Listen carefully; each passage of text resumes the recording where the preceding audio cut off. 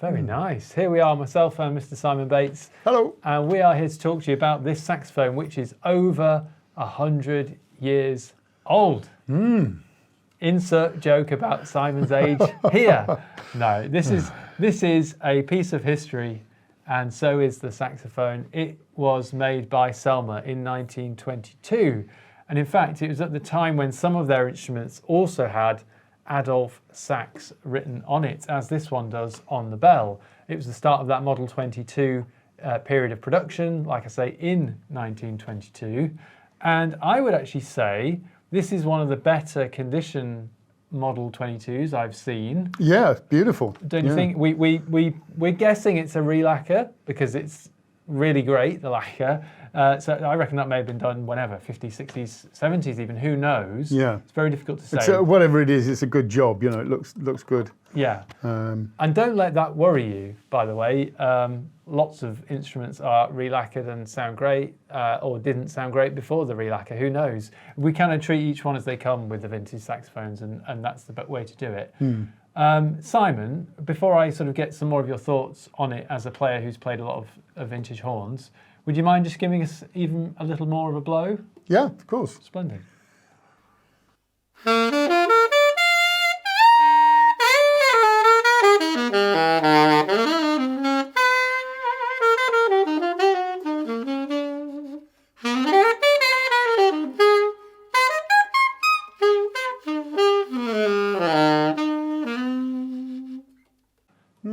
So, how do you feel? Well, I mean, it's of its time, but what a lovely instrument. You know, just feels absolutely superb.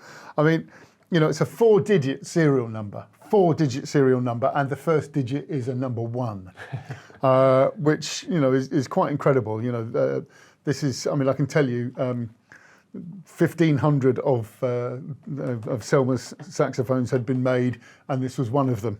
I'm not going to give away serial numbers and all that, but it's quite exciting, really, to be playing something that obviously is a very historical instrument. But it still can do a modern day job. Absolutely, That's amazing, isn't it? 100 years later. Yeah, no, a really beautiful instrument. Got a great fruit-blowing sound, really nice at the top. Really sealing well at the bottom. It's clearly been through the workshop here, so you know, they've done a sterling job at making sure that this piece of history actually plays incredibly well as well.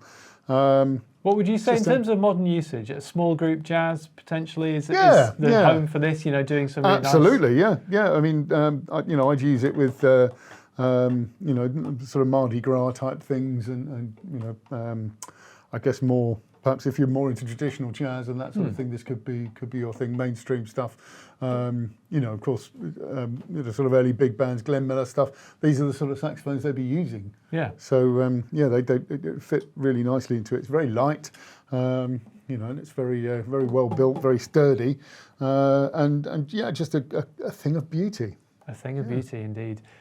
This saxophone has, like Simon says, been through our workshop. It's had a full repad, so all the pads are new. It's had the full overhaul. It's had the whole shebang, basically. So that means it will be blowing beautifully as it is. One little point of interest, not strictly to do with the saxophone, but I thought I'd mention it. You're using your Brillhart tonal in 5. Yes, for a 1930s mouthpiece. Yeah. So yeah, this is a vintage mouthpiece as well. Yeah. It's a 5-star. 5-star. Okay, great. Which is a little. I think it's a little bit wider than the normal sort of 5-star. As we know it 5-star. now. Yeah. Yeah.